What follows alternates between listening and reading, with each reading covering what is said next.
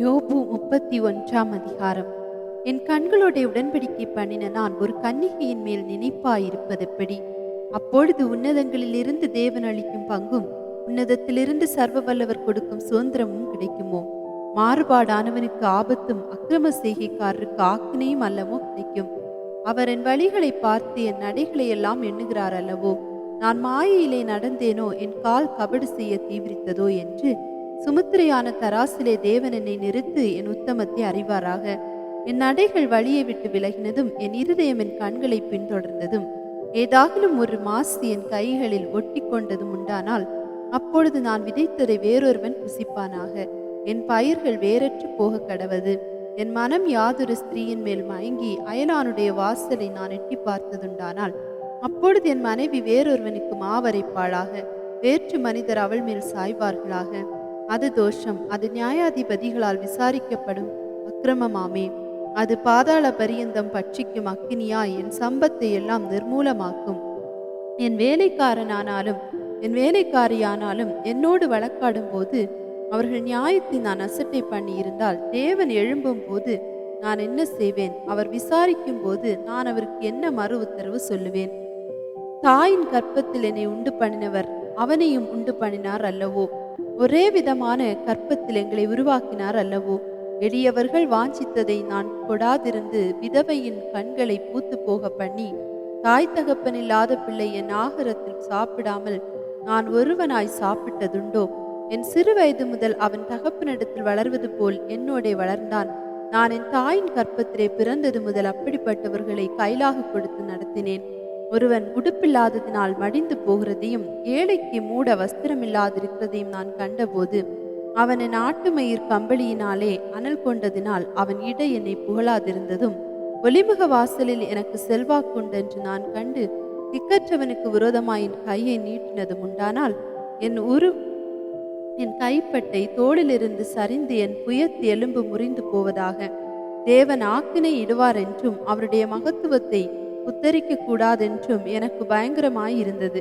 நான் பொன்னின் மேல் என் நம்பிக்கையை வைத்து தங்கத்தை பார்த்து நீ என் ஆதரவென்று நான் சொன்னதும் என் ஆஸ்தி பெரியதென்று என் கைக்கு மிகுதியும் கிடைத்ததென்று நான் மகிழ்ந்ததும் சூரியன் பிரகாசிக்கும் போதும் அல்லது சந்திரன் மகிமையாய் செல்லும் போதும் நான் அதை நோக்கி என் மனம் இரகசியமாய் மயக்கப்பட்டு என் வாய் என் கையை முத்தி செய்ததுண்டானால் இதுவும் நியாயாதிபதிகளால் விசாரிக்கப்படத்தக்க அக்கிரமமாய் இருக்கும். அதனால் உன்னதத்தில் இருக்கிற தேவனை மறுதலிப்பேனே. என் பகைஞருடைய ஆபத்திலே நான் மகிழ்ந்து பொல்லாப்பு அவனுக்கு நேரிட்ட போது களி கூர்ந்தேனோ? அவன் ஜீவனுக்கு சாபத்தை கொடுக்கும்படி விரும்பி வாயினால் பாவம் செய்ய நான் இடம் கொடுக்கவில்லை. அவன் இனத்தார்களில் திருப்தி ஆகாதவனை காண்பிப்பவன் யாரென்று என் கூடாரத்தின் மனுஷர் சொல்வார்களோ? பரதேசி வீதியிலே ராத்தங்கினதில்லை, வழிபோக்கனுக்கு என் வாசல்களை திறந்தேன். நான் ஆதாமை போல் என் மீறுதல்களை மூடி அக்கிரமத்தை என் மடியிலே ஒழித்து வைத்தேனோ?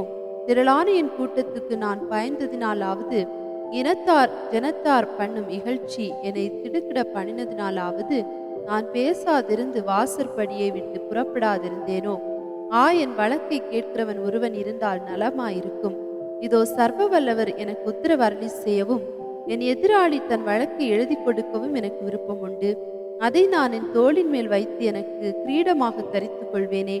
அவனுக்கு நான் என் நடைகளை தொகை தொகையாய் காண்பித்து ஒரு பிரபுவைப் போல அவனிடத்தில் போவேன். எனக்கு விரோதமாக என் காணி பூமி கூப்பிடுகிறதும் அதன் படைசால்கள் கூட அழுகிறதும் கூலி கொடாமல் நான் அதன் பலனை புசித்து பயிரிட்டவர்களின் ஆத்துமாவை உபத்திரவப்படுத்தினதும் உண்டானால் அதில் கோதுமைக்கு பதிலாக முள்ளும் வார்கோதுமைக்கு பதிலாக களையும் முளைக்க கடவது என்றான். யோபின் வார்த்தைகள் முடிந்தது. யோபு 32 அதிகாரம். யோபு தன் பார்வைக்கு நீதிமானாய் இருந்தபடியினால் அவனுக்கு அந்த 3 மனுஷரும் பிரதியுத்தரம் சொல்லி ஓய்ந்தார்கள். அதனால் ராமின் வம்சத்தானான பூசியனான பாகேயேலின் குமாரன் எலிகூவுக்கு கோபம் உண்டது. யோபு தேவனை பார்க்கலும் தன்னை தான் நீதிமான் ஆக்கினது நிமித்தம் அவன் மேலும் அவனுக்கு கோபம் உண்டது. கொடுக்கத்தக்க மறுமொழி யோபின் 3 சிநேகிதருக்கு அகப்படாதிருந்தும் அவர்கள் அவனை ஆகாதவன் என்று தீர்த்தது நிமித்தம் அவர்கள் மேலும் அவனுக்கு கோபம் உண்டது. அவர்கள் தன்னை பார்க்கலும் வயது சென்றவர்களானபடியினால் எலிகு யோபின் வார்த்தைகள் முடிந்து தீரும் மட்டும் காத்திருந்தான்.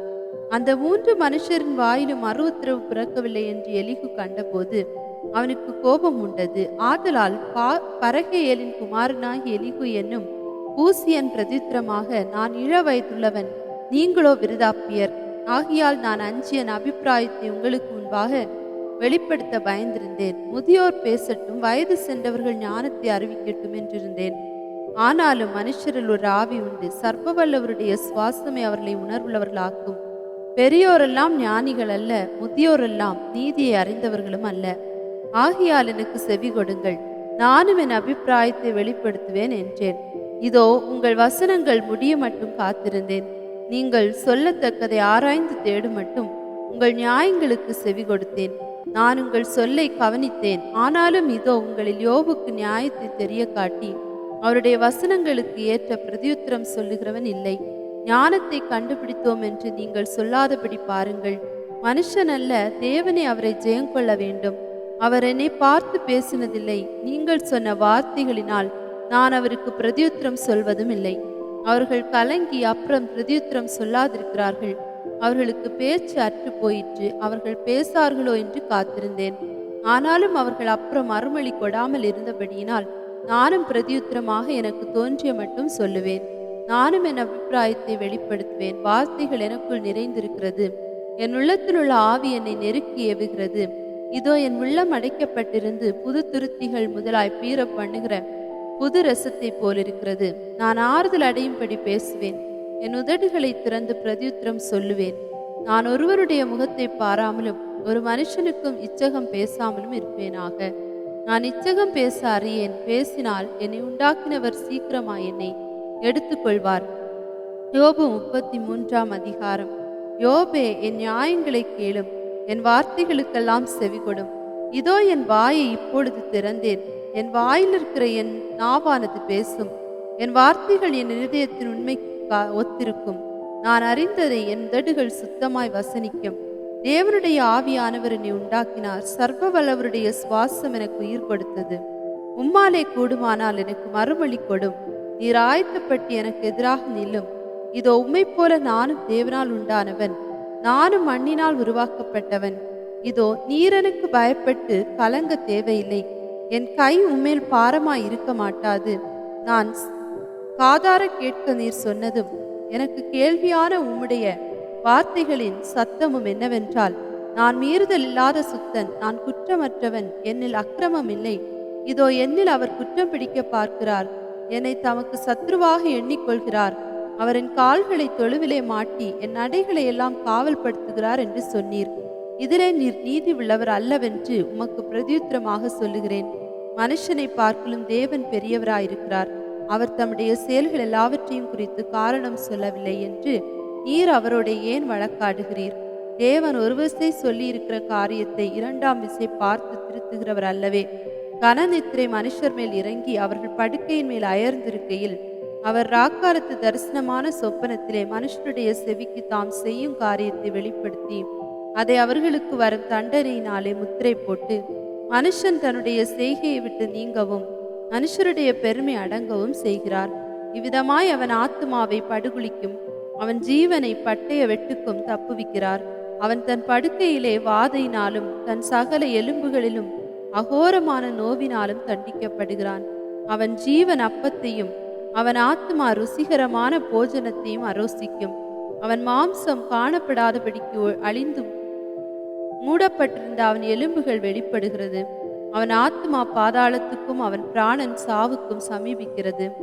1000 ஒருவராகிய சமாசி பண்ணுகிற தூதனானவர் மனுஷனுக்கு தம்முடைய நிதானத்தை அறிவிக்கும்படிக்கு அவனுக்கு அனுசாரியாய் இருந்தாரே ஆகில் அவர் அவனுக்கு இறங்கி அவன் படுகுழியில் இறங்காதபடிக்கு நீர் அவனை இரட்சியும், மீட்கும் பொருளை நான் கண்டுபிடித்தேன் என்பார். அப்பொழுது அவன் மாம்சம் வாலிபத்தில் இருந்ததை பார்க்கலும் ஆரோக்கியம் அடையும், தன் வால வயது நாட்களுக்கு திரும்புவான். அவன் தேவனை நோக்கி விண்ணப்பம் பண்ணும்போது அவன் அவருடைய சமூகத்தை கம்பீரத்தோட பார்க்கும்படி அவர் அவன் மேல் பிரியமாகி அந்த மனுஷனுக்கு அவனுடைய நீதியின் பலனை கொடுப்பார். அவன் மனுஷரை நோக்கி பார்த்து, நான் பாவம் செய்து செம்மையானதை புரட்டினேன், அது எனக்கு பிரயோஜனமாய் இருக்கவில்லை. என் ஆத்துமா படுகுழியில் இறங்காதபடி அவர் அதை இரட்சிப்பார். ஆகையால் என் பிராணன் வெளிச்சத்தை காணும் என்று சொல்லுவான். இதோ தேவன் மனுஷனுடைய ஆத்துமாவை படுகுழிக்கு விலக்குகிறதற்கும் அவனை ஜீவனுள்ளோரின் வெளிச்சத்தினாலே பிரகாசிப்பிக்கிறதற்கும் அவர் இவைகளையெல்லாம் அவனிடத்தில் பலமுறை நடப்பிக்கிறார். யோபே, நீர் கவனித்து என் சொல்லை கேளும். நான் பேசப் போகிறேன், நீர் மௌனமாயிரும். சொல்லத்தக்க நியாயங்கள் இருந்ததே ஆனால் எனக்கு மறு உத்தரவு கொடும். நீர் பேசும், உம்மை நீதிமானாக தீர்க்க எனக்கு ஆசை உண்டு. ஒன்றுமில்லாதிருந்ததே ஆகில் நீர் என் சொல்லை கேளும், மௌனமாயிரும், நான் உமக்கு ஞானத்தை உபதேசிப்பேன் என்றான். யோபு 34 அதிகாரம். பின்னும் எலிஹூ மாறுத்திரமாக, ஞானிகளே என் வார்த்தைகளை கேளுங்கள், அறிவாளிகளே எனக்கு செவி கொடுங்கள். வாயானது போஜனத்தை ருசி பார்க்கிறது போல செவியானது வார்த்தைகளை சோதித்து பார்க்கும். நமக்காக நியாயமானதை தெரிந்து கொள்வோமாக, நன்மை இன்னதென்று நமக்குள்ளே அறிந்து கொள்வோமாக.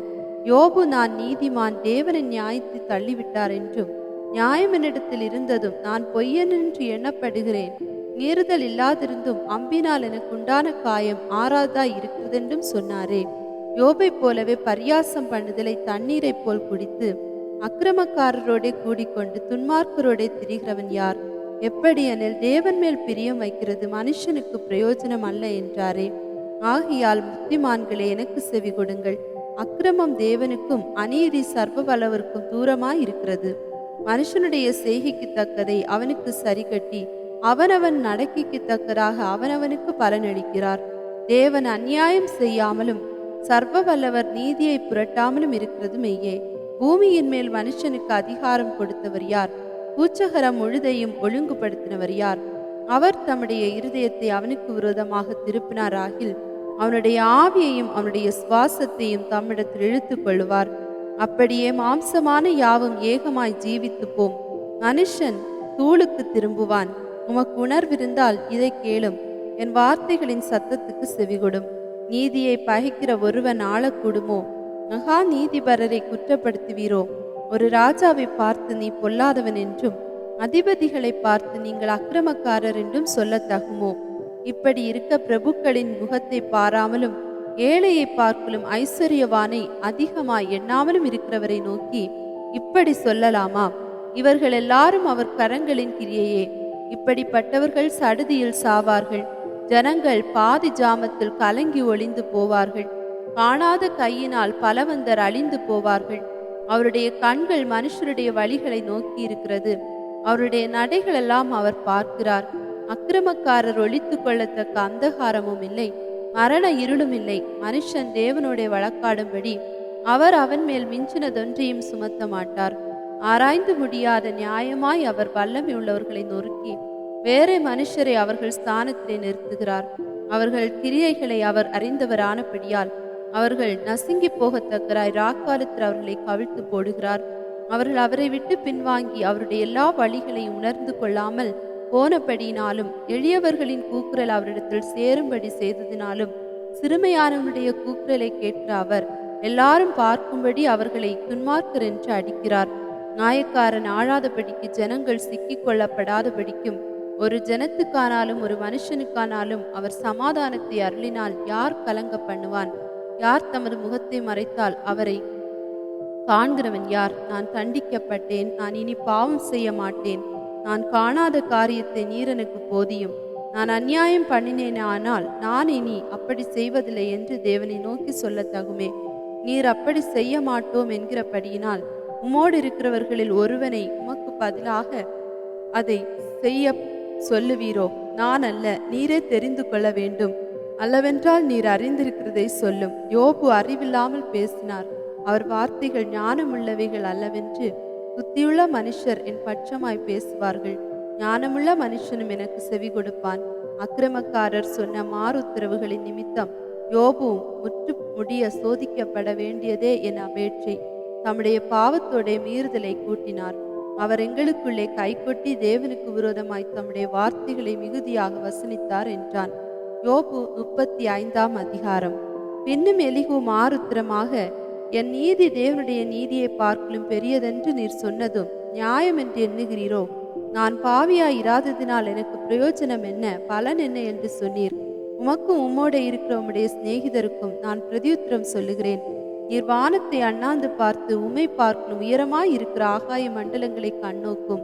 நீர் பாவம் செய்தால் அதனாலே அவருக்கு என்ன நஷ்டம்? உம்முடைய மீறுதல்கள் மிகுதியானாலும் அதனாலே அவருக்கு என்ன சேதம்? நீர் நீதிமானாய் இருந்தால் அதனாலே அவருக்கு என்ன கிடைக்கும்? அல்லது அவர் உம்முடைய கையில் என்ன லாபத்தை பெறுவார்? உம்முடைய பாவத்தினால் உம்மை போன்ற மனுஷனுக்கு நஷ்டமும் உம்முடைய நீதியினால் மனுபுத்திரனுக்கு லாபமும் உண்டாகும். அநேகரால் பலவந்தமாய் ஒடுக்கப்பட்டவர்கள் முறையிட்டு பல்லவர்களுடைய புயத்து நிமித்தம் அலறுகிறார்கள்.